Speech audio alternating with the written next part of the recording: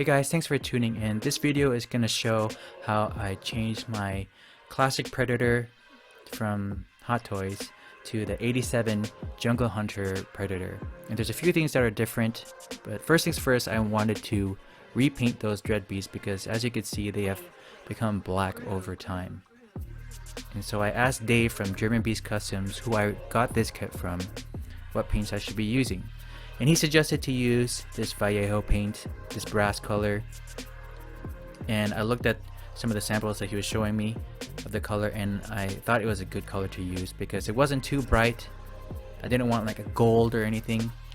And based on the pictures I've seen from the 87 suit, it wasn't that bright of a color. So I went with that brass color. And I even asked him how I should go about painting this because I don't have that much experience doing this. And he suggested to use a clothespin to isolate each dread and paint it that way. Thankfully the acrylic paint dries pretty quickly, but I did use a hairdryer after I painted each dreads just so that I could speed up the process. And the paint is forgiving even if you paint over onto the dread and not on the bead.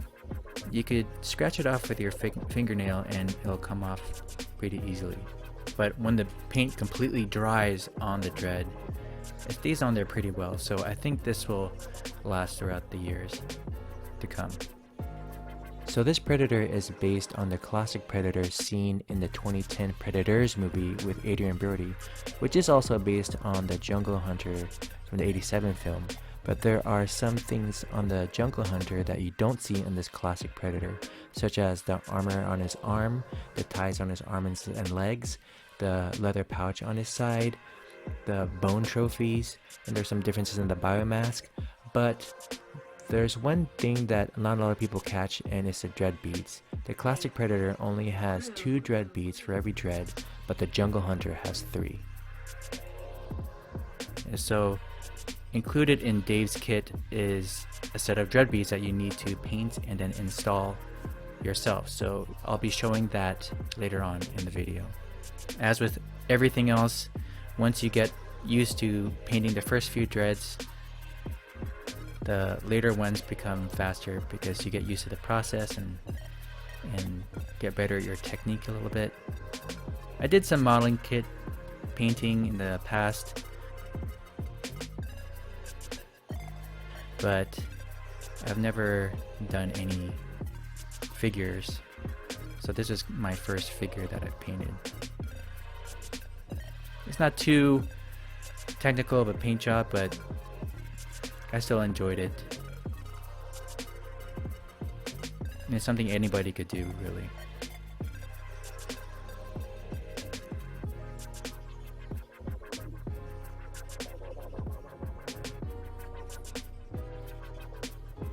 If you have this classic Predator and you don't even want to get the kit, I would suggest to even just do paint the dread beads, because just doing that makes the figure pop and come alive. So this is me real time painting the last dread on the head.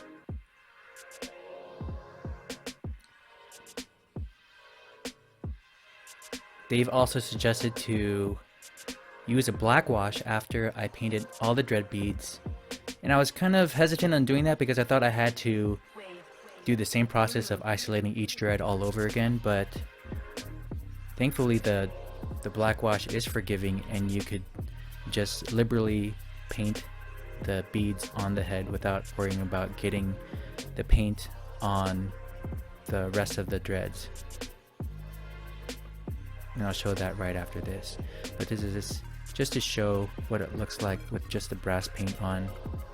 The black wash really makes those slits on the dread beads pop out more and make it look like the Predator has been in the jungle and has been dirtied up a little bit. So it adds that layer of realism that is worth it at the end.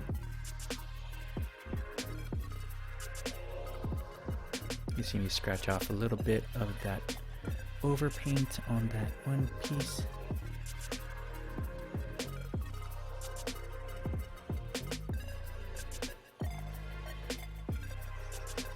and it's black wash time. So you can see I'm not using the clothespin, I'm just liberally putting it on there and using a paper towel to dab where I want to take off some of the black wash. So it's very adjustable how much wash you could put on, and I found this part really enjoyable because you really get to see how much you want to do and adjust it accordingly. As you can see here, the black wash really made those slits on the dread beads pop out and come alive, and it makes it look like they're a little bit dirty. I didn't want to make it too dirty so you can't even see the brass anymore, but I did want to make those slits on the sculpt of the dread beads pop out a little more, and I think that black wash did the job.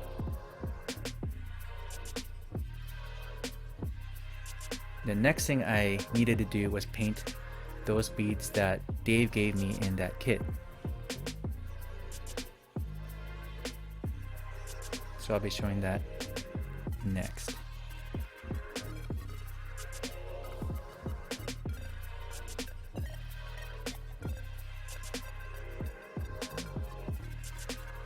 I found out the easiest way to do this was to take some fishing wire, tie it between two chopsticks, and stab the chopsticks in this box I found around the house, and then just fish the dread beads onto the fishing wire and then paint it on the fishing wire. That way you have beads rolling all over the place, and it just made the painting process a lot faster and more efficient. The paint is a little bit thin, so I did use a couple coats on this guy. So feel free to put as many coats as you want.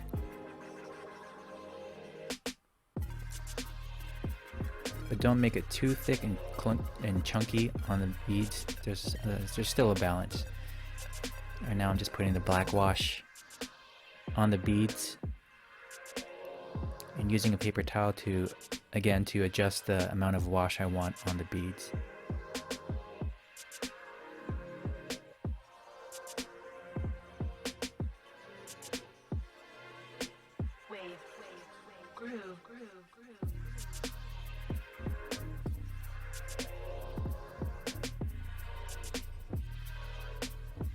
This is the final product. You see the slits are very similar to the slits on the existing dreads. So Dave really paid attention when he sculpted these things. And I was a little worried about installing these plastic dread beads because you have to pull these plastic dread beads over the existing small dread bead on the tip of each dread, and I didn't want the dread spray, and I also didn't want to have to repaint every single small dread bead because of all the friction. But thankfully I didn't have to do that. The dread beads installed smoothly, and I only came across 2 dreads where I had to repaint that small dread bead.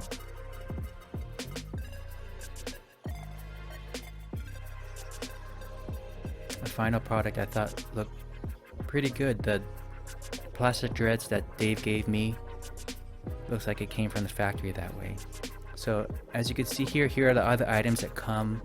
The full kit comes with that spine sash that he wears across his back, and the skull sash too, and then the skull trophy necklace, or the bone necklace rather.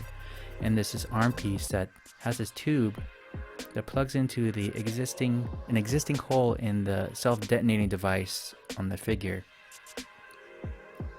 So I thought that was pretty nifty that Hot Toys had that hole there.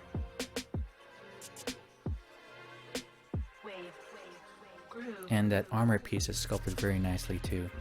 Here are the straps that come included with the kit as well. They aren't cloth, so you have to tie them a certain way so that they hang downward instead of just flailing all over the place. But it's not too hard to find out the correct way to tie it. Finally putting the head back on.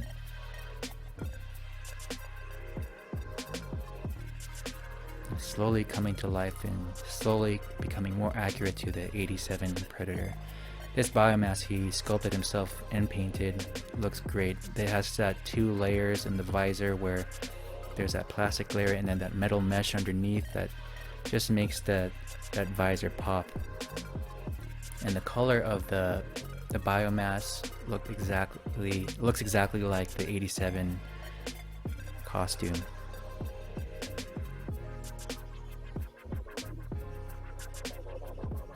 So there's a few differences between this biomask and the biomask that comes with the classic Predator figure, and I'm going to point them out right now.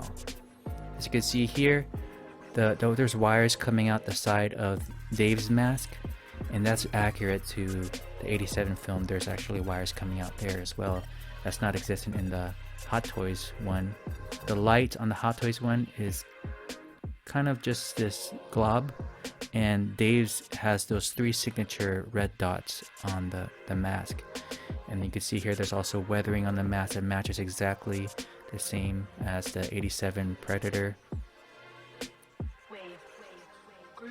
And when you have this kit all together, it just looks exactly like the 87 film. There's a tube that comes out of the arm piece into the existing detonation gauntlet thing there. The spine painted and sculpted so well, looks like real bone.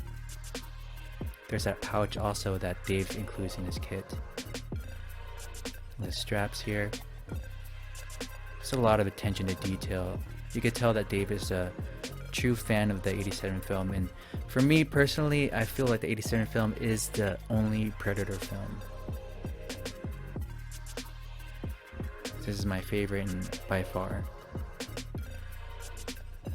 And the bones, I originally just wanted to get the bones because the Hot Toys one didn't include those bones, but when I saw Dave's mask, that armor piece, the straps, the pouch, I had to get everything because he did such a great job in everything.